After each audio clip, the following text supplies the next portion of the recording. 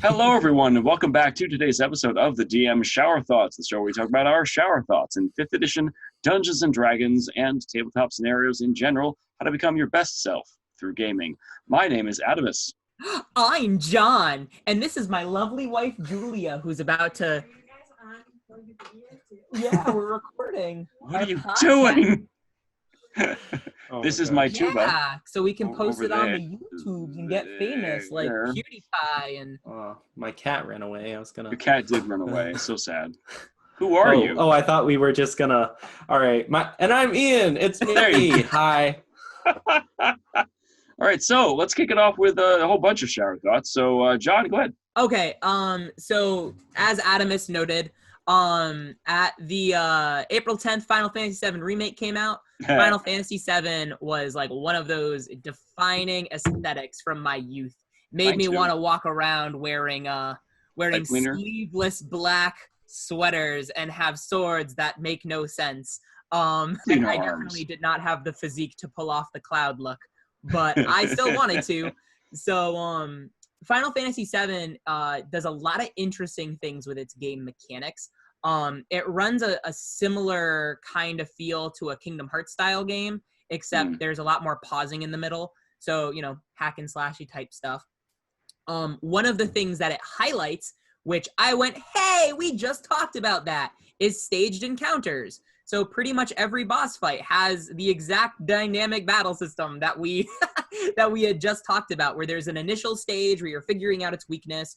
You figure out the little thing to make it go into stage 2 where it becomes more dangerous. And then once you stagger it, where the boss's defense is lower, and then you can unleash your most powerful attacks, and it creates really cool moments. So that was really encouraging to see in a modern game design.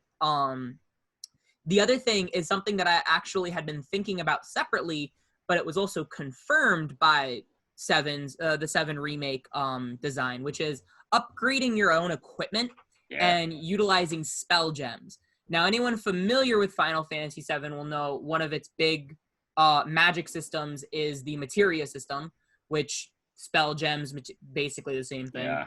But their function is a little different. So one of the things that has always it's been eating at me more and more recently is the power that you have to give the dungeon master when you play a weapons-based class. So whereas like a spellcaster, they have full control over their character's progression from levels 1 through 20. It's nice if the dungeon master awards them treasure, but overall, they get to be their own character. So a sorcerer never has to wonder when it uses Firebolt. Is this creature going to be resistant to the attack that I do? Like, is it resistant to non-magical damage? Do I have to figure out if I can use a magic weapon, a non-magical weapon? Really, they just have to figure out what element do I use and then keep using that element, And spellcasters, every battle is a puzzle, and it makes playing them so engaging. What spells do I use? Do I think a wisdom saving spell will work better than a con saving spell? What spell level do I use? Is this an encounter that would call for a 3rd level spell, or is it minor enough I should hold back and use a 1st level spell? And being a veteran player at this point, those spell casting classes are so interesting in their action economy, your resource prioritization. The only other class that I've really gotten that from is Monk and Rogue. So Monk, you get a pool of key points that you get to spend, and you get bonus actions and stuff. Rogue is another one where it's just really effective, and you have a lot of interesting build options, and you always get to use your bonus action to dash, disengage. It's all about figuring out how to get your allies positioned right to get your sneak attack to go off. There's a lot going on in those classes. Then I come to a class like Fighter and Barbarian, which to me, the reason I don't really play them is because they're boring. Like, yes, they can be exciting from a story perspective, but in terms of the choices that you make, as a Barbarian, it's do I rage or not, hit the thing. And that's the choice you make. I choose to roll my dice and see if I hit, And to me, that's that lack of choice is a lack of interesting. You know what I mean? Whereas something like the Paladin, even, you get to make the choice when you hit, am I going to smite or am I going to hold my smite back? And by and far, the most interesting weapons character I've played is Solomon. And it's because he has a custom weapon that allows him to smite a limited number of times. And you have that dynamic choice. Is this worth smiting or do I hold it back? And that really got me thinking about the power that you give your players when you allow them to upgrade their own equipment and then give them a choice when it comes to how their magic attack works. So upgrading equipment is based off of a third-party supplement by Heavy Arms called the Armorer's Handbook. And the idea is that you can spend your money with an NPC that you know to upgrade the equipment you already have. So instead of it being, and the idea is that if you have story reasons for why you have your starting equipment, that gets invalidated the moment a Dungeon Master awards you with a better weapon. So you could have this really long, like, oh, this greatsword was passed from my grandfather to my father, and I inherit the warrior tribe. Whoa, that greatsword is a +2. Bye, Grandpa Sword. You know what I? Like, now I have my dragon sword. Like there's something inherently weird about that, you know. And yes, it's an RPG trope that you can discover your character's iconic weaponry, but why can't you start with that? And the Dungeon Master's Guide default magic items are so limited in terms of their scope. There is one bow. There is one magic longbow in the entire thing. I had to make a billion of them to flesh out in Thursday's campaign at one point, and just I have all these bows that people can choose from, and suddenly it became, oh, I could pick that, I could have that, I could, choice opens. And we have a common player in all of our games. And basically, she plays a very similar kind of barbarian build every time. And the way she makes it more interesting is that she picks different weapons for her characters to have. So in my Monday game, she's using a flail. How many characters do you have that use flails? You know, in Night Owl, she used a whip. How many characters do you have that use whips? So, and to me, you don't want to invalidate that reaching out of a weapon category, because it's like, well, I give you a flame tongue longsword. Everybody has a sword. That's what everybody uses, you know? So the idea is that if you have the money and you have the connections with the right smith, you can go to them to upgrade your weapon. And each upgrade, like it snowballs how much each upgrade costs. But it's things like, I'll pay you 100 gold pieces. I have +1 to my attack bonus. Or I pay you 100 gold pieces. I now have +1 to my damage bonus. The weapon is not considered magical, though. You know, you're choosing basically what tags to give it. So like, I pay 100 gold pieces. I have the finesse tag. I have the monk tag. I have, it doesn't require an action to draw, you know, or it doesn't require movement. What's up?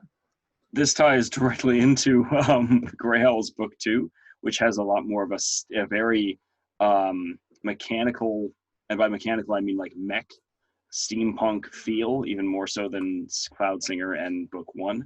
And I have in my notes a whole set of a certain type of like a brand of weapon called Night Forged. And if you have a Night Forged weapon, they're upgradable.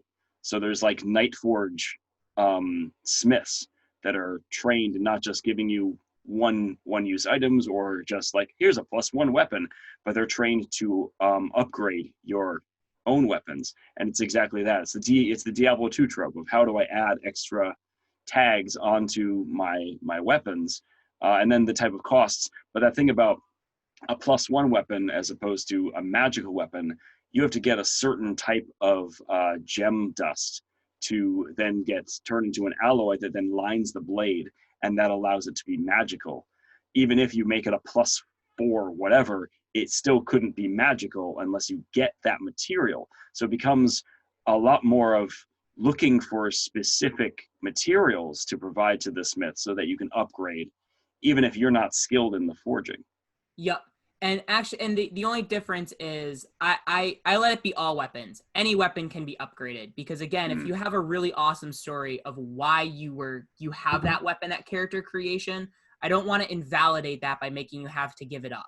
you know? Yeah. Now, the other part of it is, like you said, part of this system is metals. So like if you make it out of orichalcum, it's going to be different than adamantine, which is going to be different than mithril. They all have their own unique properties. But the spell gems is the other side of it, which is what you can do is slot a spell gem to either your armor or the weapon. And when you hit with an attack, you can spend a charge to basically smite. So depending on what's in the spell gem. And so far the spell gems I have are mostly cantrip based. So it's like, you know, there's one where if you spend a charge, it does 1d10 fire damage. But basically you have non-magical attacks until you choose for them to be magical, which now adds to that choice part, right? So as a barbarian, do I think this monster is going to be resistant to non-magical attacks, or should I make the choice to make everything magical so I can hit it with extra? And then there's some, like there's a Toll the Dead gem. So like it only deals a D8 until it's been hurt, then it deals a D12, kind of like Colossus Slayer. And really, the spell gems have limited charges too, kind of like spell slots. Right now I'm doing them, so you have to buy a new spell gem, so they're a little bit more scarce. But I am also thinking of them being able to recharge at dawn, so that way you can kind of keep using it over and over again per day. But it just gives an extra kind of thing. What's up, Ian? So this is actually interesting because I'm also doing something similar in my mini campaign with you guys on Fridays, where I have a smith who is also experienced in some arcana. And the reason I came up with her was actually because I thought it would be interesting to be able to use spell scrolls and somehow take the magic that is on those spell scrolls and infuse it into weapons if you like. Now, nobody's done it yet, so I haven't really thought out how like a skull of bless is going to affect a blade. Maybe it makes it more effective against undead, kind of like silver, or maybe it like gives you a bless die, like a d4 or something on your hit. It's not like it's not a very strong spell, so it's like it can be useful, but as you scale, it might not be good. So again, that speaks to your idea of upgrading equipment over time so that it doesn't become less iconic to the character's progression. And I like this idea as well because I have my character Rowan, who is a Hexblade Warlock, and she summons her weapon. So the actual Hexblade is always on her back, and it works as her magical focus, and she doesn't use it. It's like ceremonial in a way. Yeah. So I'm just thinking about these ways that even though this weapon is magical and stuff, it's not as good as her summoned weapon. So what would happen if somebody like tampered or whatever with her connection to her patron, so that she didn't have her power as much? But then that gets you into like different ideas of like, is the power yours now, or is it still dependent on the pact and things like that? So especially in Grey Owls, where it's very, very wonky with like patrons and warlocks and things, and people get eaten and, so I just think that's really interesting, and it would be really cool to explore more. Yeah. And the whole idea here is that as right now in the rules is written, and what I've experienced playing a weapons-based character is, as a weapons-based character, if you don't have a magic weapon, you're ineffective against half the enemies until you get one, and then you're effective all the time. So like there's not, and there's even things like rust monsters can't affect magic weapons. So like there's all this cool storytelling that you can't do, because it's like, do I check the box, or is the box not checked yet? Whereas with this kind of system, you're always running through a choice. And if the weapon itself isn't considered magical, it's the spell gem fueling it, then now it's things like a rust monster can eat your weapon, and you have to swap out spell gems or upgrade your spell gems, so that way again, the weapon and how you decide to upgrade it and what spell gems you decide to use is just like a spellcaster that's upgrading their spell stuff. Now, the difference is you're not devaluing spellcasters because you're not getting all the utility that spellcasters get. Yeah. Spellcasters can pivot roles. They can go up and down in terms of power. You still stick to the role that character has, but it's just that you're making making the player go through a little bit of a choice each time they do an attack, instead of just attack all the time with the same thing all the time, you know? Yeah. That's kind of funny because it just made me think of like, what if they did though? Like, what if they did have utility spells in their weapons? So No, like yeah. kind of like Green Arrow, you know, he has like a boxing glove weapon, or arrow. He has like a shock you, stunny arrow. It made me think of like, what would a grease sword look like?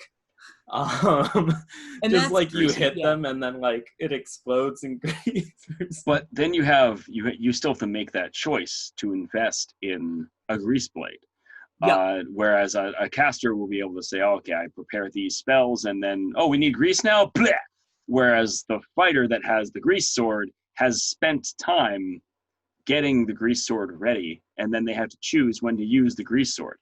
And, But also, this brings up a nice solution. We can usually scale pretty well, just being creative DMs, with use of gold in later levels, because sometimes a character will just get rich.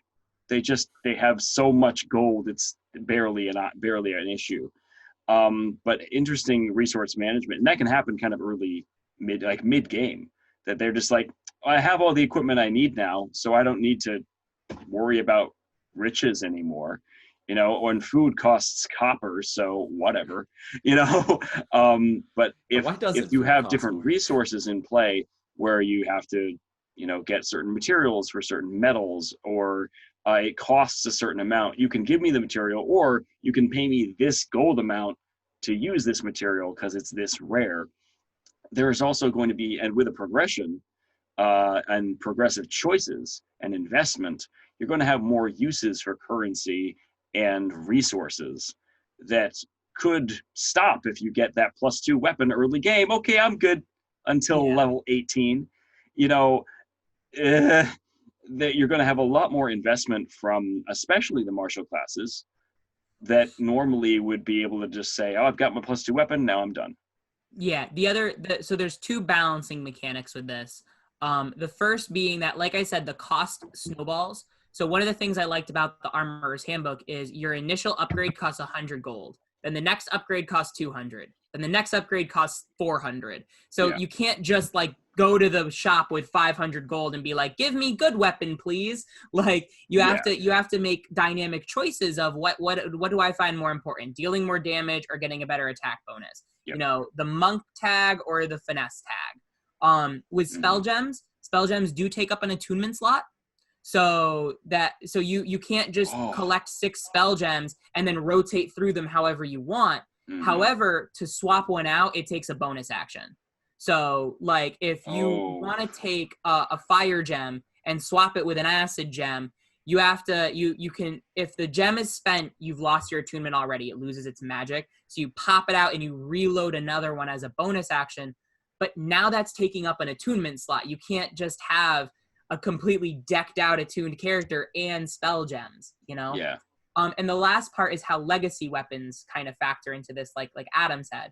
So this is something I'm really planning on heavily implementing whenever I run my Eberron-like campaign where, maybe like Grey Owl's magic is a little wonky. The magic item economy isn't what it used to be. So they have these magic items that lose power the more you use them instead of just evergreen +2 weapon, So those kind of weapons are your legacy weapons now, where I have a flame tongue that always works. Yeah. So, and because that flame tongue always works, it has like a fire spirit in it I can talk to. And that way you can have that additional ceremonial weapon as well that can be also character defining.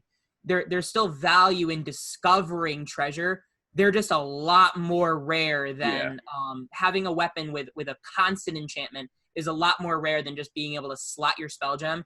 And it's a lot less customizable too, because it's like getting a Daedric artifact in Skyrim, Mm-hmm. Like if you find Dawnbreaker in Skyrim, you can only do so much to it. You can't like slap a million enchantments on it like you would if you crafted your own sword. So it gives you, a system like this gives you a lot more ownership from a player perspective on how you can be in control of your own progression and still be able to utilize the tools the Dungeon Master gives you. It's just that you're not depending on the Dungeon Master to give you an item when they see fit. You're in control of it when you find the treasure.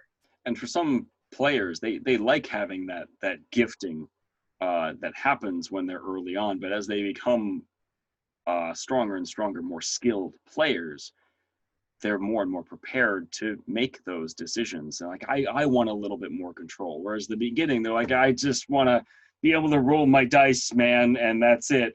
But then as they get more comfortable with that, they want more. And this is the next layer of depth. From a lore perspective, it's cool to note, like you're saying these things, John, and I'm writing about them on two separate parallel worlds about Grails, and looking at the closing of a campaign and how much the characters have set things in motion or are also witnessing the changing of the tide, the turning of the tide of how magic is treated in the world and how science is beginning to be taken over. It makes it so the things that are truly magical, the things that are bound by old magic, aren't screwed up. So those are the things that are now the rare weapons and the rare items that don't break. And then all those other enchanted items from ages past, before the breaking, that were like minor magic items, they break, they disintegrate. You run out of charges, they're gone, or they hurt you because magic's broken. So the things that are really powerful remain really powerful because there's now like less magic in the world and it's more wild anyway. So it like solidifies it, like instead of being high magic everywhere, it's the true magic is now super rare. And that makes it so if you find one of those things, you're no longer, it just always works. And I like the idea of science trying to now fill the void left by magic that's wild and unpredictable. But in so doing that, there's resources that you're burning, and you're burning through spells, you're burning through like gems, you're breaking down other materials. Things break over time, or you use them up and they're done. And now you have to upgrade again to get a slightly more efficient model. And then you can have, I have like 4 companies so far in Grail's book 2 that are all manufacturers of different things. And some are more efficient than others, or they argue about it and they have, oh, well, only this company has access to Starsteel, and only this company has access to, or they have a monopoly on the adamantine market. So there's a different kind of industrial cloak and dagger that can go there. You have gangs that support certain supply chains, and that's really cool to then think about how science is catching up while magic is meanwhile just exploding and is unpredictable and is inefficient. So I like all the things you're saying, and it just makes me kind of giddy inside, like, yeah, I'm going this same route, and we're going to probably have similar pathways in how we decide to mechanically introduce these, and we're going to talk about it. It's going to be great. You just made me think of a couple of things. The first thing is that with the like scientification, so to speak, of magic, where it reminded me of that show, I think it's called Dragon Prince or something. Yeah. Where humans have magic, but it's not the same as all the other magic in the world. It's like dark magic because they had to like reconstruct it and sacrifice things and they have to sacrifice living things in order to have magic, because they're not born with it. Yeah, exactly. And I like that concept. So that really, because it gives people an edge, it gives humans an edge, because in a world where like there's elementals and dragons who will just kill you as easily as sneezing or whatever. And the other thing was this idea of like disbursement in a way of wild magic, and how the resource of wild magic is allocated in the corporeal beings that like manifest because of them. So like elementals, let's just say elementals, right? There's so many fire elementals in the world, but as those start to disappear, it's not that the magic from those guys disappears, it's that it gets concentrated more and more towards a central thing. So it could be towards like one big fire elemental, or it could be that you have so many flame tongues or something, and when those break, their magic goes into wherever their source was. So you have these really big, like monumental, like objects, or like a temple, or just an embodiment of that power. and that's why it becomes even more dangerous, because you've got like a really big fire now, or you've got an ocean and it's tall or something, like it's standing, so it's like it's gonna collapse on. Anyways, Right. I just like that idea. Yeah. Oh yeah. Now, consolidating and consolidation of power is actually one of the underlying themes in Book 1 of Grey Elves right now, because you have a deity, the warlock patron, who's basically eating other gods right now. So you have whole clerics that are like, they reach for their power and it's not there, because there's a large pantheon. And Grey Elves had already a slightly smaller pantheon than what's in the book. Some gods were kind of combined based on their ideas. But now in Grey Elves Book 1, the pantheon is shrinking, which also consolidates power. So if you have someone who is now a patron of this entity that's eating other gods, just by being mildly associated, your power is now very high. But there also might be other detriments to that influence that are there as a way to kind of tip the scales. Yeah. But that also means the remaining gods in their various realms also might have more power, because there's less of it spreading out. There's more available for them to draw on, which is just a fun little concept to think about, almost like a Highlander moment for the gods. Yeah. No, absolutely. And that like brings up the thing again with like what makes the warlock power different from like a cleric's power, from like a sorcerer's power. Like the warlocks didn't start with their power like a sorcerer, and they didn't pray for their power like a cleric or whatever. Like they didn't devote themselves. They had to like forge this pact to get it. And that brings up the idea again with like, what happens if the patron disappears? Is the power yours or is it not anymore? Mm-hmm. And I just like that idea, exploring that. I listened to a web DM thing recently, so Yeah, no, it is interesting because on that specific topic, before we move on, Mike Merles has said in like interviews that for clerics and warlocks, when you get gifted your cleric and warlock powers, they're yours. So if you're a cleric and your god dies, you still have your cleric powers in baseline 5th edition. That's the assumption. And how much more freaking interesting is it to be able to play that connection and have that back and forth? I just remember one of the most like telling experiences I had as a DM was I had a player who was playing a cleric paladin multiclass who prayed to Bahamut, and she offhandedly told a goblin to go kill itself, and then it did. So Bahamut revoked her paladin and her cleric powers, and she was so mad. And it's like, listen, that's what happens when you play a divine character. When you take an oath of heroism and you do something not heroic, this is the consequence of that. Yeah.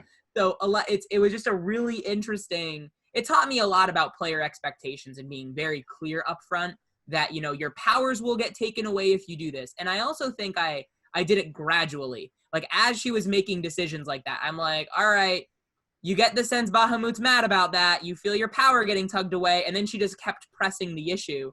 And then eventually he just revoked her powers. Yeah. So like things like that, I find as dynamic character defining moments, you know, potentially anyway. There were at one point I was running a game, and someone had started to do some things that were not particularly kind to other individuals, and they were a paladin. And they said, I'm not sure if this is the path for me, but it's hard for me to resist not doing these things because I want to play this way. Like, okay. Well, will there be a consequence? Yeah. Okay. And we didn't really talk much more about it. And then they started to recognize that they had different powers. They'd go to reach for something and like reach for a spell. Like, oh, you don't have that. You have this instead. Like, oh, okay. And luckily this was a player that was all for that. They kind of bought into that idea of revealing what is going to be the consequence here. They became an Oathbreaker paladin because they broke their oath.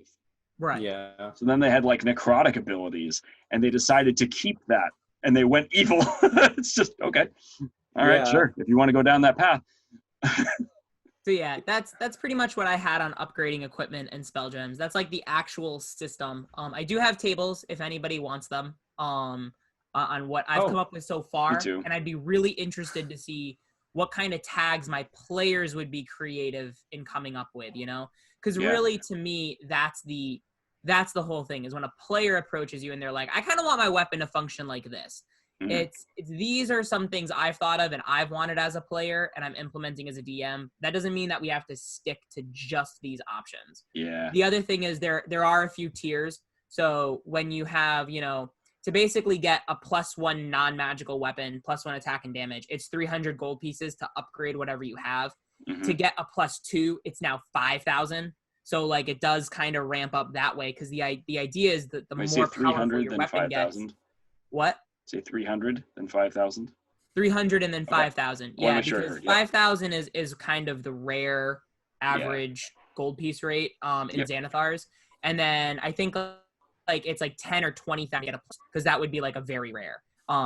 Right? So it's so it does, and if you think about it, a +3 weapon, that's an end game weapon. And now if 20,000 is something your players can't afford, maybe they do something for the smith.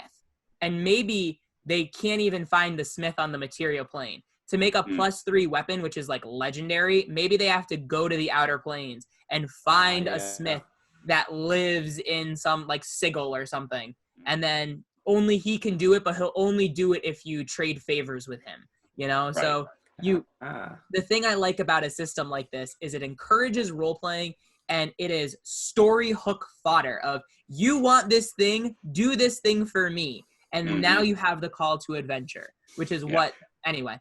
So that my final thing on that is that sounds really awesome, bringing in otherworldly kind of creatures or smiths or something, because in like Norse mythology, it's always the dwarves, and the dwarves are the ones that know how to do that kind of thing, whereas the humans are like, you know, your blade's sharp, but it's not magic, right? And I think that just makes me want, I know I always say this, but that just makes me want to bring in the Fae and be like, oh, what will you do for me if I give you this wonderful weapon? It's so amazing. It does like plus 2d9 fire damage. Like it's something that doesn't doesn't even make any sense. Yeah, exactly. No, it's just, that sounds like a fairy weapon like if I ever heard of one. Like a fairy weapon. Exactly. Yeah. No, I just, I just think it's so funny to bring in that kind of stuff, especially with like, oh well, the world doesn't it doesn't work. Yeah. Next we'll have a weapon that divides by 0. Whoopsie. Oh no. Yeah, I think it would be, especially if you have like newer players who don't really know the Fae, that would be a really fun, at least in my eyes, a fun introduction to show them what it's like to deal with the Fae. Especially if they don't like you. But yeah, anyways, that actually ties in pretty well to Adam's idea. We were talking about expectations and things, and a form of expectations is kind of like stigmas and stuff. When it comes to you know, whatever campaign you're doing. Wow. You're like a pro. I know, it was such a good segue. I had it earlier, okay, and I didn't get a chance to say it. But anyways, yeah, that's I was interested to hear your ideas on that, Adam. There. Okay. No, it's okay. Well, yeah. When it comes to expectations, it's strange because the first few campaigns I ever ran, I didn't run modules. Not at all. I immediately went and defaulted to Homebrew. Immediately. So I made a town, I made a tavern, I made a thing, I made a quest, and then we did a thing. And I was building the world as I was going. So the idea of a module never excited me. It just doesn't. And it still doesn't really excite me. And that's probably because now, especially after 4 years into making 5, really, into constructing IO, I love IO. I love it. It's one of those where I'm not against playing in another person's world, but running a module, and I'll run a module. It's not a problem, but I'm not excited about it as much as I could run another campaign at IO. I'll put it at the first age. Woohoo! You know, I've opened myself up to create those ages so that I have a lot of options.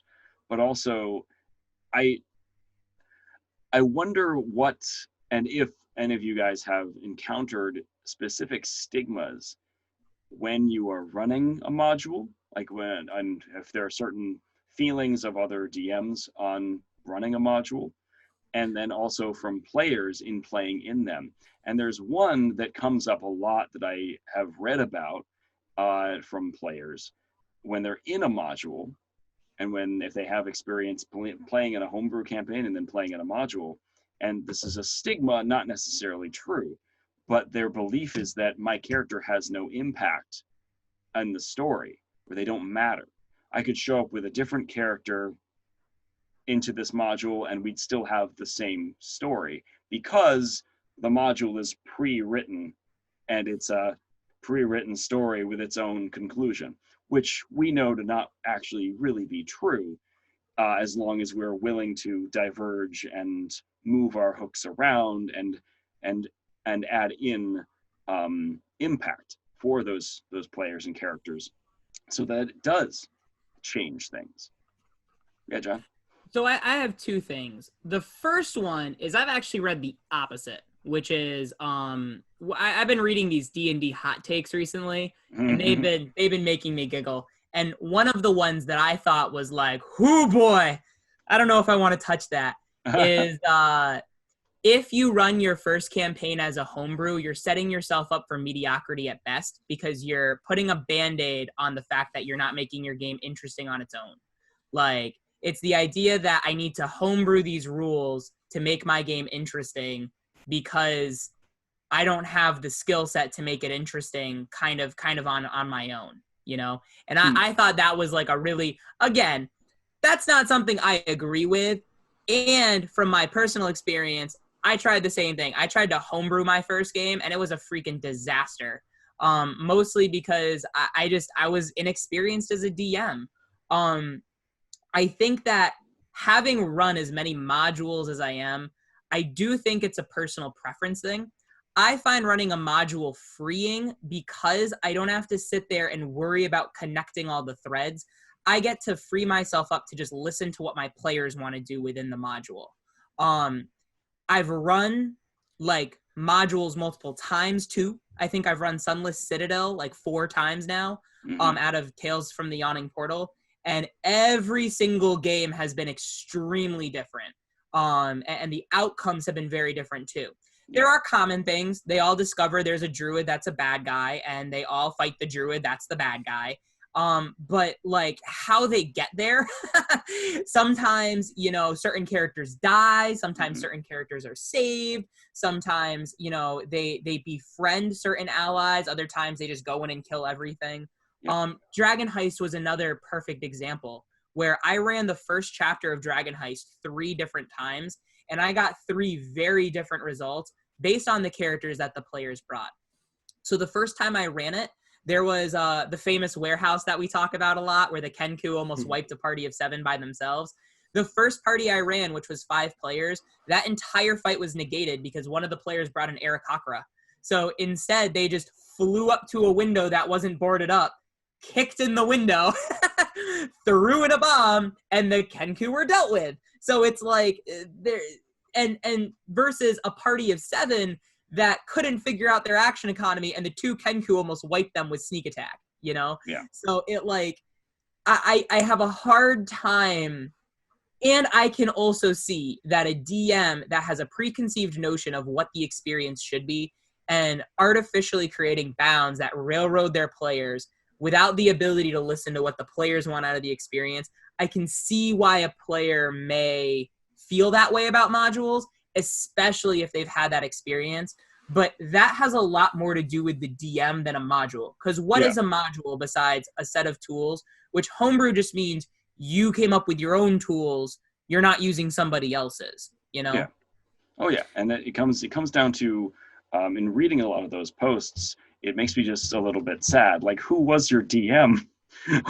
what sort of experience did they try to craft for you or not try to craft for you that you now have this negative outlook on a module, which now existing in IO for a while, and I've run Pugmire, I've run a couple modules now, and I've read a lot of modules, and it's cool to see the format just from a information standpoint and seeing how things are organized module to module. There's some modules that are organized really well, others that are, the players probably wouldn't do that. Why are you assuming that they would? And shouldn't we have branching paths? Now I need to think of more branches because they're not going to choose this. And you can see how different things are constructed, but that comes down again to the skill of the DM and the DM's willingness to expand on things. Whereas I wonder if there's a whole tribe of people that think, I must follow the story. I must follow the book that is the module. And that's going to, I fear, make a very negative experience for your players, because it's not going to, this isn't a cooperative story anymore. They're just people that are there turning the pages in your chapter book. Well, and there are some players that do like that. Okay. There are some, especially reactive players, they would rather the DM kind of drive the progression of the plot, using through different means like NPCs and stuff. I'm just not one of those players. Yeah. Yeah, and for me as a new DM, it's interesting to think about modules and stuff because I never thought that I could come up with like a homebrew custom world or whatever right off the bat, because there were just too many factors and I didn't know enough about, well, for one thing, I didn't know enough about the rules, and I didn't know what kind of like things are actually balancing mechanics for other things and how they're going to interact with each other. And so that's why I chose, actually, initially I was working on Tyranny of Dragons, which I still am, thankfully. I refuse to let it die because I am learning so much with Roll20 and trying to engage my characters, interest in the plot line rather than just the reactivity of it. And so that, I feel, is going to require, of course, a lot of role play, or at least some exploration and things like that, social interaction. And I'm coming to this point in my Tyranny of Dragons campaign where they are getting out of this dragon hatchery. Spoiler alert, by the way. They're getting out of the dragon hatchery, and they're about to go and track down the cultists and what they're doing with the treasure and all these kinds of things. Because, there's just been so much like hack and slash to get to this point. I'm trying to change it so that it feels more rewarding to not like jump right into combat. And that's like partially my fault because I didn't know what I was really doing with this campaign until now. And it's also just to do with how the campaign sets it up, right? Because you, like, the first thing you do in Tyranny of Dragons is you're at Greenest and it's on fire, and there's people running around like killing other people, and you gotta like jump into combat. It's one of those just drop the players into action moments. Yeah. And I feel like it's good in a sense, but there's not as much of a motive if the characters aren't particularly interested in risking their lives for people they don't know, because they're not necessarily heroes yet, right? Or they're not necessarily the good guys.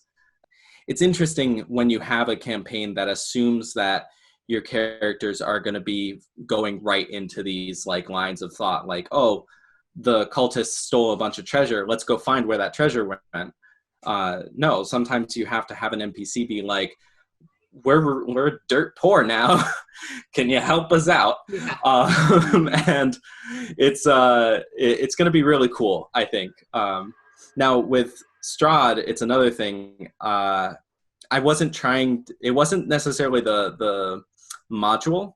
It was just the fact that I wasn't sure how I was going to get people to get into Barovia at first, especially since it was a new DMing experience with veteran players.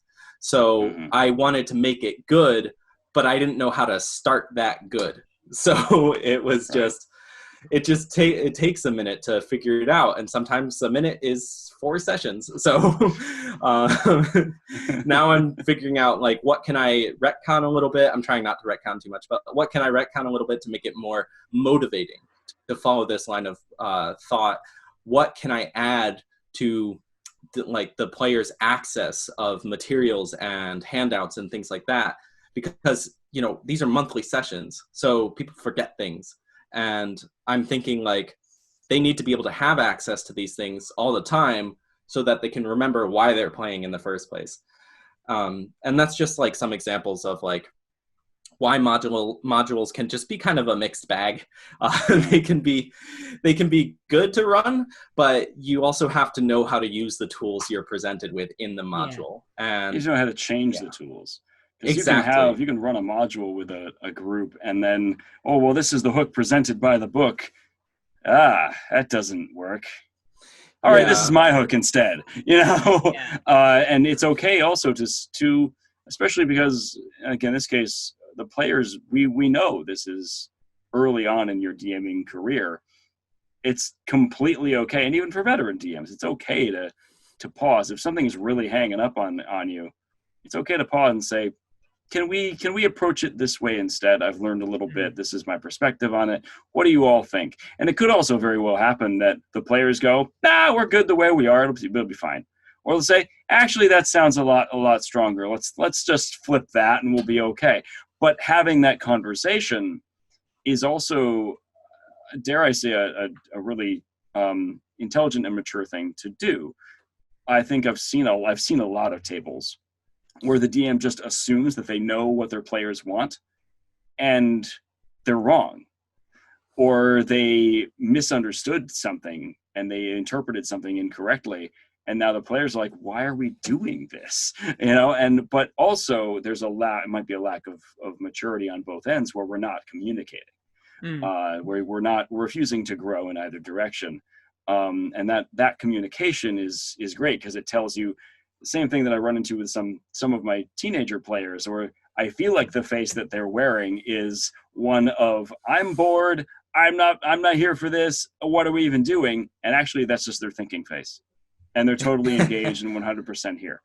It's just, but we wouldn't know that unless we said, hey, are you okay? Are you doing all right? Oh yeah, this is my thinking face. Oh, I'm having a blast. Okay, you know, but we need to be able to communicate those things. A lot of modules, they might give us an introduction to something, and then we can disagree with it and change our minds and make those little adjustments. Even the little adjustment of you ran with one group and said, here's the well, and we described the well because I'm trying to be immersive, and then we got super fixated on the well. So the next time you run that, just don't mention the well. Yeah, and there you go. You can learn from Didn't happen. From that.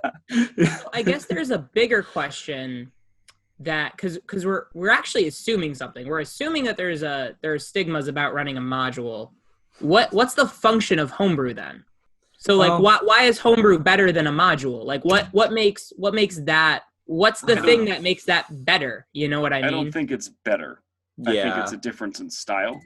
And I think for me, I'm just finding from a creative standpoint, if I start with a module, I just have it feels emptier to me, just to me, in how I run things. And that's just because I like to create ownership and create those other threads that are mine. I guess. So I really like my homebrew world, and I want to keep expanding upon it and making it have a stronger sense of depth and clarifying it. So modules are like training manuals for me, but then I'll expand upon them and make them and assimilate them into my world. But that's where I'm comfortable because I'm used to writing stories. And maybe that's just module to homebrew. I wonder if it comes down to the comfort of the players and the DM, whoever's in charge of this. Is it more comfortable to create a story on your own? Or is it more comfortable to start with a module and then expand later? Is it more comfortable to stick to the module with small pivot points here and there where you can be flexible, but you stay inside that story? And then you put the modules together to create a long campaign narrative. I think it depends on preference. Yeah. That's why stigma is what have you seen, and these are more, I think, misconceptions than, I guess, stigmas. Yeah, because to me, the modules never felt empty. That was never something that, and again, this is a difference between our styles too. I always saw modules as these are general cool things that you can work with. And they're definitely not presented this way. They're kind of the language that they use in presenting them is this is more like a choose your own adventure. So like, are your players going to choose option A or B? And a lot of times their reasoning to why they would choose option A or B, like you said, just it like doesn't make any sense. Like Descent into Avernus, I think is the worst offender in this way. Because they say your characters are recruited by the mercenary company police, the Flaming Fist, to go solve this problem. If they choose not to solve this problem because the Flaming Fist doesn't have enough officers, then the Flaming Fist sends 5 officers to escort them to their place or kill them. And it's like, there's a lot of things wrong with that. First of all, your players don't do what you want, so you kill them. Bigger thing, the reason you got hired was because there's not enough officers, but they have enough officers to force you to go do the job because there's not enough. So, yeah, to me with modules, I guess I see them as like there are these awesome story moments that, and there's usually nuggets in modules that I like to steal. And I've never really ran a module as intended. I do what Jeremy Crawford calls kit bashing, which is you find like the 3 gems you like, and then you leave the rest. And you ask your players, listen, this is what the mission is. Why would your character be interested? And that way, because to me, it's not about me. It's not about the world I'm making. It's about the world my character or my players are creating. And it's I find their stories infinitely more interesting than the stories I would tell by myself. The stories I tell by myself are very interesting too. That's why I'm writing a book. So to me, Dungeons and Dragons is that collaborative experience of this is the blanket neutral world that I don't have any stake in. Which is why I think I can't really homebrew, because I have too much stake in whether or not I really like it. So I'm much more willing to let my players destroy something I don't have any ownership over, you know? And so that way I have this kind of neutral canvas with a few different places they could go, but then they get to decide for themselves what's worth happening. And that doesn't mean that the world accommodates their decisions. Our Tyranny of Dragons game was the perfect example of that, which is, all right, you guys didn't deal with the bad cult. That's a great decision to make. Also, that means that the cult was unimpeded in its goals, and now they're a much more serious threat than if you had actually dealt with them. So we like played out that consequence, but we didn't go by the module. It's just the module presented an initial conflict, and we played out what the decisions about that conflict would look like given the decisions that you guys wanted to make, you know? So that's the value I see in a homebrew, is it gives you, like Ian said, a very simple plot diagram, conflict, rising action, climax, ending. And module, really, you start with the conflict and you see what your players do with it, and understanding what the various factions in the background are doing. You know what I mean? Yeah. It's strange because I think in the beginning, when I started to really establish IO, I had a sense of protectiveness about it. But that has since gone away, especially now that in previous podcasts we presented the idea that IO has a multiverse. So I don't like the idea of players thinking that, our actions are predetermined. We can't change the outcome of this age versus that age. Yeah. And it's that actually we can, and there's a split that has already occurred in play.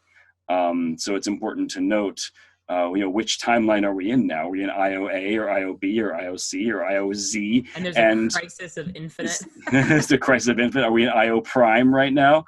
And that's kind of cool also, because then there can be this multiverse of branching paths, which also frees me in thinking, well, in this universe, this NPC survived. In this universe, that whole NPC's family is decimated and destroyed. And what pathway did that go? Or this warlord won in this version, and the warlord was taken out in this version, or the warlord's encampment was taken over by a player, and how did that change things?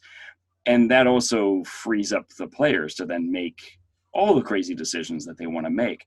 But by me being, I guess it's a personal thing, I think, and just in how my comfort level works. If I start with a module and I take 3 things from it, it's just another like a tutorial that I can use. It's training. Modules are training. It has to be training. I guess that's the other thing, is because yeah. the best game, the best in-depth story game I ran was Tyranny of Dragons, and that had to do more with the players than the DM.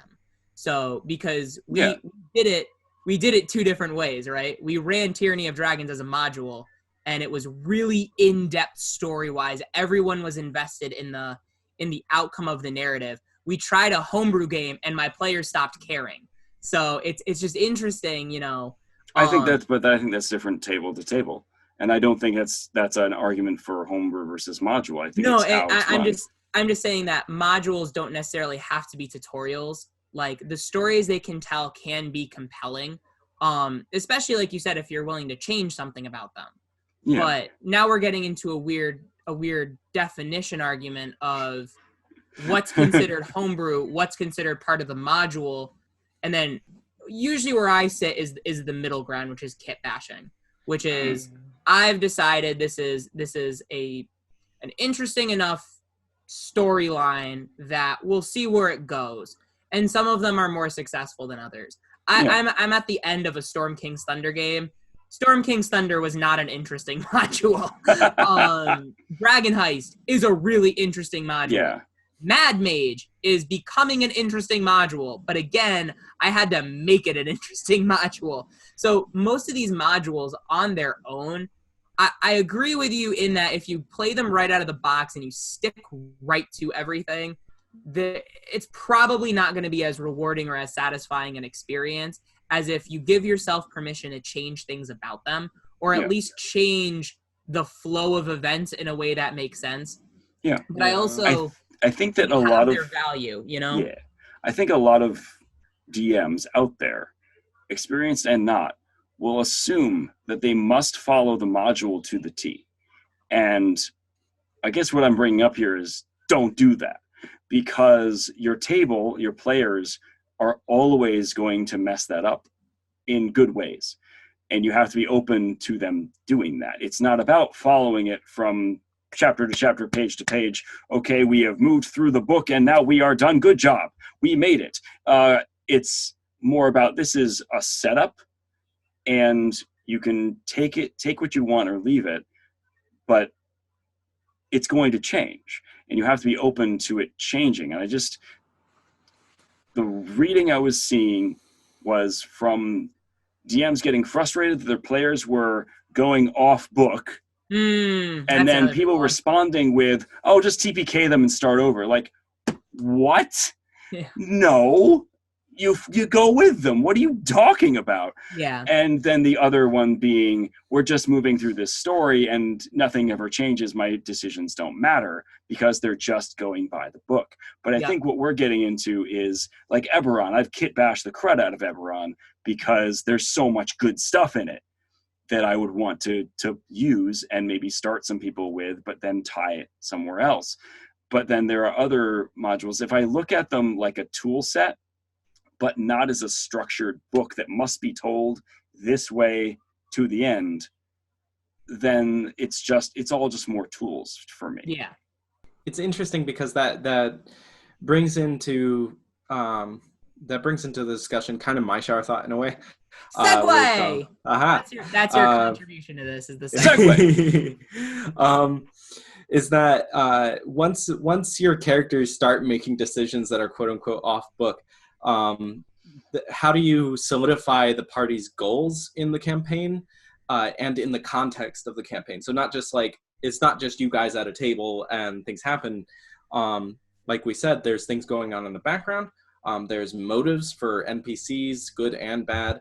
And so with the Strahd campaign, as we've been talking about it, there's just been a general sense of like there's no, not only is there no motive, but like, what's the goals of like what's going on? And that was just because of like lack of communication, really. I found that as I've been speaking to my players, and it sounds like totally like logical. It's like, oh, of course you're going to be speaking to your players. Like, why wouldn't you? You need to know what they want. But like, yeah, exactly. And sometimes you just, it doesn't occur to you. You're like, oh, they're going along with it. Sounds, it seems like they're doing all right. Nobody's been complaining, right? Like, that's the big thing, is like nobody's been saying anything against it. So sometimes you just assume, and sometimes your assumptions can be wrong. So it's been really nice to talk to them, because now I'm getting a bigger grasp on what I need to do to make this an engaging story, and also the fact that some things like in the story while it's happening need to be clarified.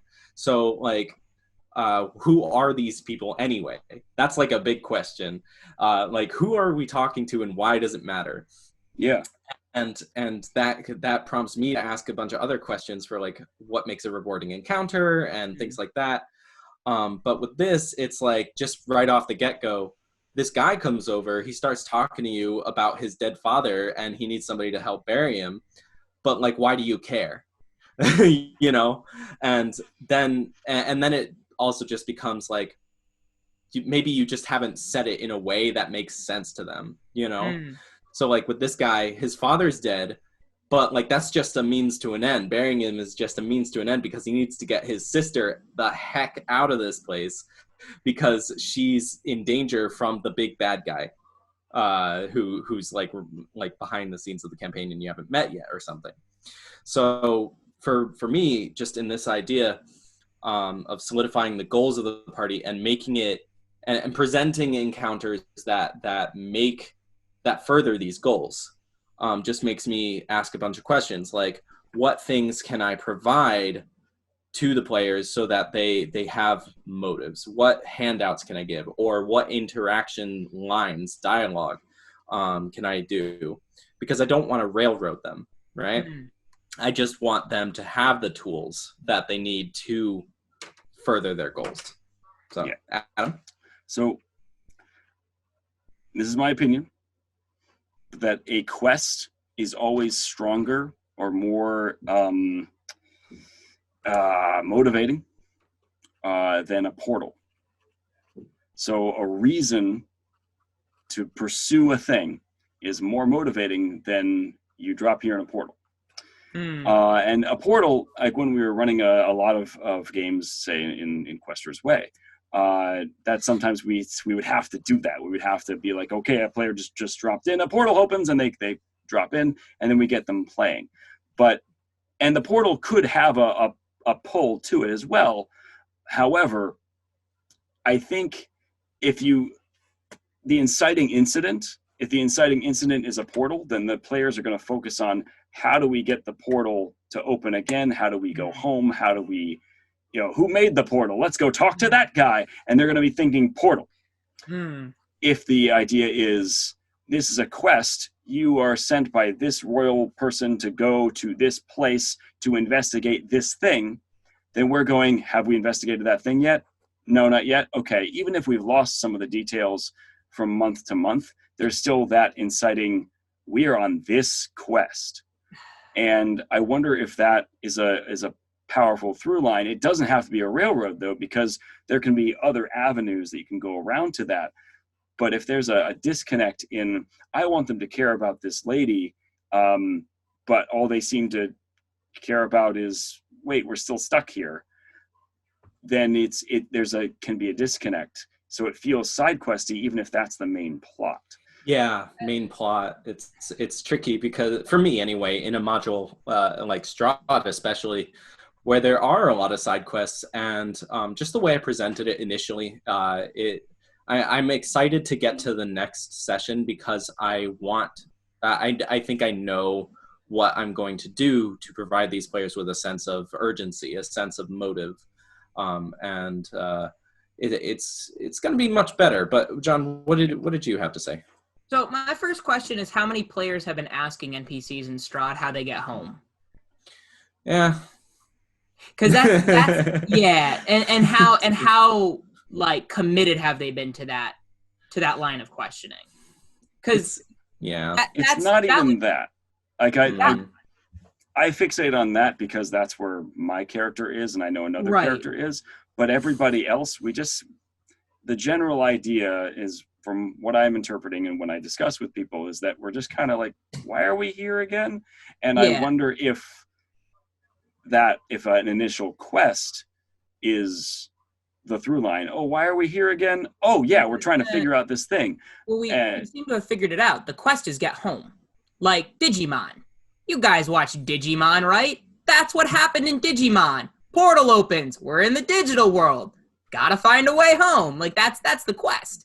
So Yeah. like for answering the question, why would they care about this guy who wants to bury his father? He came up to talk to them. He's a person they can talk to if their quest was to get home. You know? And I think with say, that, how the do we get home? presentation, I admit what I got from that was initially my dad is dead, we need burial rites. When really the initial thing is, please help my sister, she needs to get out. But again, there might be a situation where he can't talk like that, you know? Like it's kind of like in any police procedural, when there's a kidnapping case, the first thing they say is, don't call the police. So like, they're not going to come up and say, I was told not to talk to you. Can you help my kidnapped sister? Right. You know? So I that. think that, so for me, the portal can be the quest. I do agree that having a quest does help solidify the party's goals. Like when I ran Cursed Castle, which was a very, again, speaking of kit bashing, it was a kit bash Strahd. It took place only in Barovia and Strahd's castle. But the initial quest was, we need heroes to help us with a werewolf problem. There are werewolves in the woods, and we want to make sure that the trade route stays open. So we're going to hire you to kill the werewolves. They come from the mist. We don't know where this mist comes from. So what happened was the players went to go deal with the werewolves, and they realized the werewolves were coming from a portal from the mist, and the players got sucked into the portal. I didn't even make them roll a save. I said, you get sucked into the portal. So then it was very clear our goal was, now that we're stuck here, how do we go home? And then the first person they talked to said, oh, the one person that I guess would know that would be the vampire that lives in that castle over there. And so like there was always, it was clear. I don't know. I felt it was clear what the quest was, even though a portal was the thing that got them sucked in, that they want to go home. Here's a direction of how to go do that. And I've always been one, and it's always worked for me, but a lot of DMs would argue against this approach because they say it would break immersion. And to me, it's to get it out of the way to actually increase immersion, which is go out of the game and have a very real conversation about your players. And I'm also one that never uses a DM screen. I always roll in the open. I am because I'm so transparent about the mechanics, it actually frees the players to be immersed. So it's things like, by the way, guys, you went off book. I'll admit that to them. I'll be like, this wasn't what I had planned for today. So just to let you know, we might have a little bit of a slowdown as I figure it out with you together, you know? And to me, that's not a bad approach, or that's not something that's going to withdraw from the experience. It's just being clear.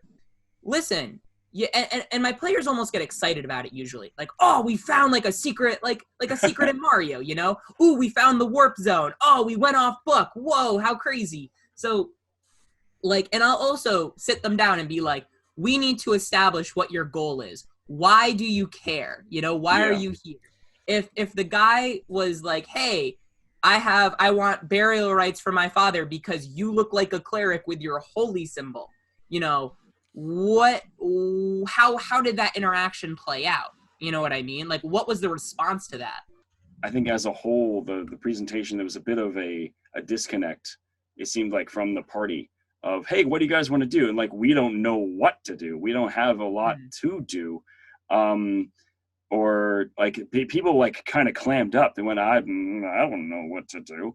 And I wonder also if the reason I keep kind of circling back to this is also just because I'm thinking about this, but that doesn't necessarily mean that the rest of the party is. And it might be that the party just doesn't have goals yet after session 4. that we're still sort of feeling things out. And we might have hit the point where we're going to start thinking about that. And now we think about the whole story so far and go, oh, that's weird. Why haven't we asked about that? Oh, that's weird. Why haven't we gone about that? And that's not necessarily a commentary on the DM and the players. It's just because now we're awake. We might have been asleep. Now we're awake and we're thinking about it. Now, in that conversation, I was in the process, I think, of waking up to the idea of what is going on here. And I think Viseria basically got angry with two of the other characters, asking him lots of questions about, well, why don't you worship Mother Night? You should just worship Mother Night again, because that's stupid. And Viseria went, okay, you need help burying and you need transport. We can discuss your terrible decisions later. Let's go. I will consecrate your ground. And then she just went. But I think also the character got, like the brother got wrapped up in a questioning cycle of things that may have not been urgent with the party. So in a way, we lost where the need was. And I was doing a lot of listening and sitting back with that so that Viseria could have a snarky response and then go. And I think that's also the party is trying to figure out how to interact in this format, and what do we say, and when is it okay to say things, and what should we say, and I think that the best action step for I think everybody is to establish what the goals are out of interaction. So establish what the goals are out of between sessions, off screen, just like, and that way Ian has something that he can plan to, So like when he plans his encounters, he doesn't have to worry about, are my players going to bite the hook? Because that is another part of healthy player habits, is being able to have an objective that you follow through on. If every time you're like, my character wouldn't bite that story hook, then it's like, well, what are your character? Why are you playing your character then? What about them? What is their goal if none of these are their goal? Yes. And I think that is a really interesting. I don't know, because I've been there too. Our Monday campaign too. None of the players had. I had one goal, but nobody else had any goals. And I kept asking, "What's your goal?" And the goal is, I don't know. I was like, well, we got to come up with something together, people. I learned a lot from that campaign. Yeah, and I'm learning a lot from this one, because like you can already see like the differences. I just want to bring Strahd to this level that I've brought the mini campaign that branched off of Strahd because I've been getting such good feedback for that campaign, and I'm like, well, I guess obviously I know what I'm doing wrong in Strahd, but now how do I fix Strahd, right? And you might not be doing anything wrong too. It might just be a stylistic misalignment from the players and the DM. And that, how many games have been like that, So like when I ran, like I said, I ran Dragon Heist I ran it 3 times. The first group they picked up on every single thing I dropped, and they were on fire. They dealt with every single encounter beautifully. The teenager group, which I played with next, which is Adam Shadowfell group, they made friends with everybody right away. There was like a bartender that's like, "Oh, I'm sad." So they're like, "What's wrong?" And they made friends with him, and he became an informant. My last Dragon Heist group couldn't even navigate a combat. Like, they're like, I spend my action screaming. I get hit by an arrow, and I'm down. And then it was I don't remember that part. Yeah, that was the Kenku fight. Oh, God. It was like they slipped, and they got hit by an arrow. And then there was like a part where, the bartender's like, "Oh, I'm sad." And then somebody else was like, "Suck it up." And they were mean to him. So they lost an informant. So part of it is with your character. Yeah, no, I imagine being the DM and seeing that as my third run through of it. It's like, how do you be nice to the NPCs? And again, finding that flow where what's too much interaction too. Because there is such a thing as I'm trying to interact with every little detail. It's creating an unnecessary slowdown. What's too much interaction? What's appropriate interaction to like really and it all comes back to what's the objective you want. It has to be goal oriented. Stephanie and I were talking about that last night, which is like when she asks what was the right thing to do, she's not asking what did the DM want us to do. She's asking based on what we communicated our goals were. Was there something that we missed in a detail, or was there some way we handled an interaction or encounter that could have gotten us a better result than we got? That's what she's asking. She's not asking, can we just follow along with what you want? So, and I think that's really poignant because, it has to come from the players have to have some goal, even if the DM roped them into that goal by having a portal in the middle. You know what I mean? Yeah, I see what you're saying. And I really do think it also boils down really to like just communication between players and the DMs, because with it, like you said, like if you haven't told me what your character's interested in, and yeah, like you might not have a goal at the moment, but like if anything I'm presenting to you doesn't seem interesting, like none of it does, then like what do you want to do? Because I'm trying, okay, and this is what I think sounds cool. It's like a cool gothic campaign setting, like you got like freaking castle on a cliff, and it's like looming over this town. That's another thing, by the way, in Strahd, I haven't really said it right, but the castle is like practically on top of Barovia, the village. Because and that like should speak a little bit more to like why everybody's so depressed around this vampire castle he's just like up there in his tower and he's like, yes, I see. Oh, that looks like a lot of fun. What if I made it rain? No, like something like that. Because he's just exactly. He's just magic, so like he can just do whatever he wants in the land. Right. And that's like, I just think that for one thing, I think I need to have like a slightly longer session maybe to get these kinds of things in, but it's also the presentation of it. And I'm getting a little off track here, but my point is just I think that talking to the players beforehand, not just posting on Facebook, which is what I did, by the way, posting on Facebook, who wants to go on a vampire hunt, was the best way to start prepping for this campaign. Because I feel like that, it's not the worst way, and it's not like that's wrong or whatever, but like I didn't continue to like expand upon that and say like, what are you looking for in a vampire hunt? Yeah, what are you looking like for? Session 0. Yeah. And we didn't really have a session 0. And sometimes I think a session 0 can happen at session 5.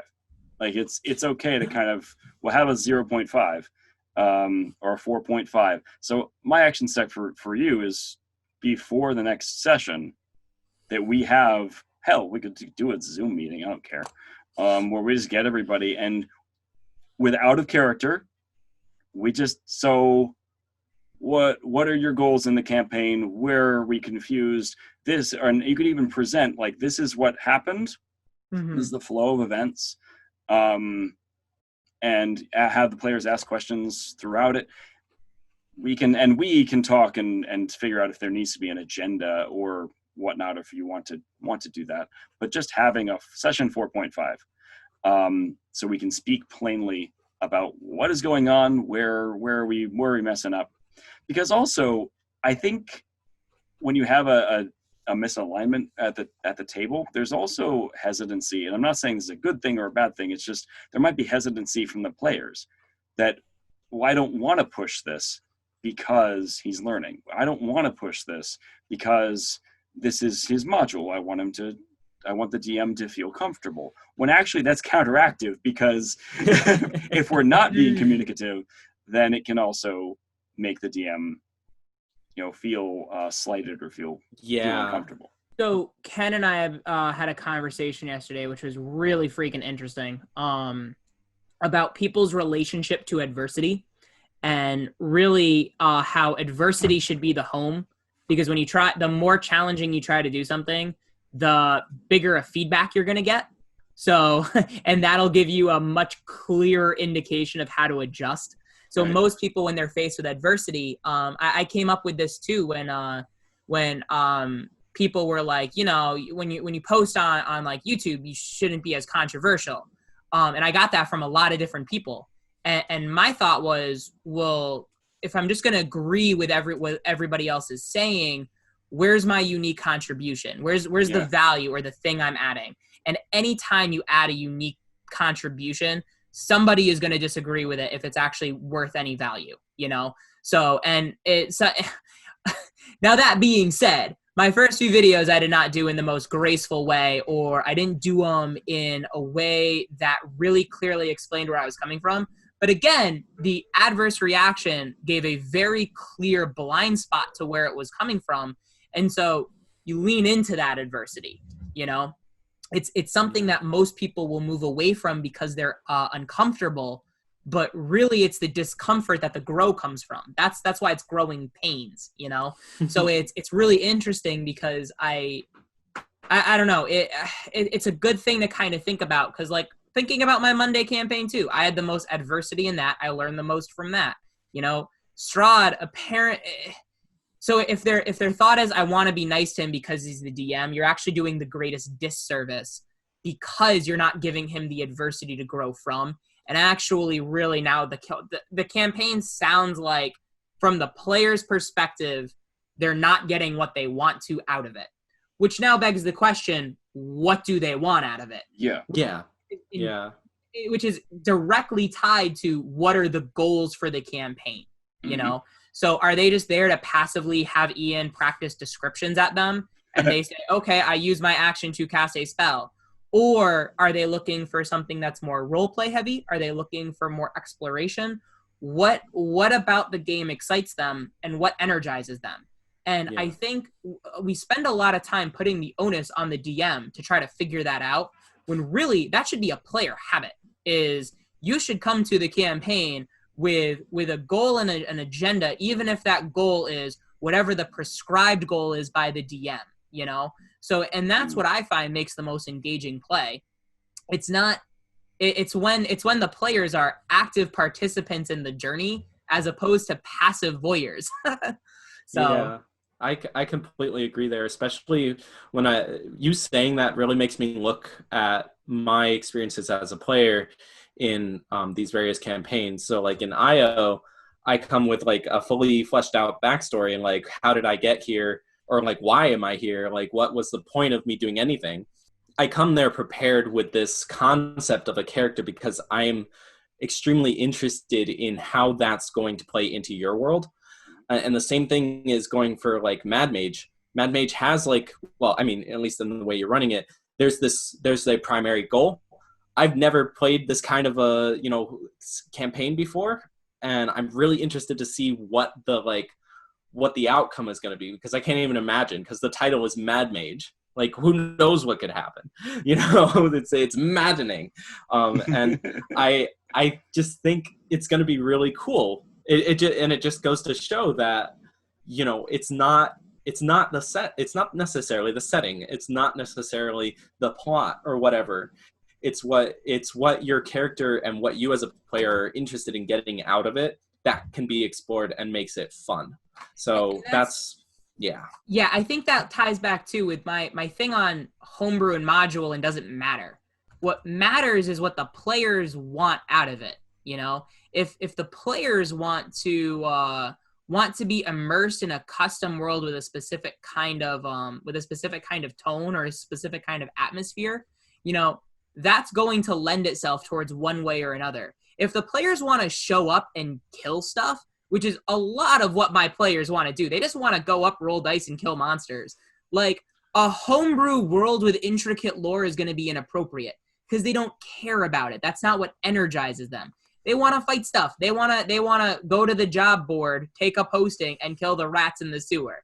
You know, characters that want like a deep, mature plot with darker themes that they overcome, that's also going to lend itself to one kind of storytelling, you know? So I think it really comes with that. I think it's and the only thing to constantly check in on, and I would say do this between sessions, is making sure that what the players said they wanted and what they actually end up wanting are actually the same thing.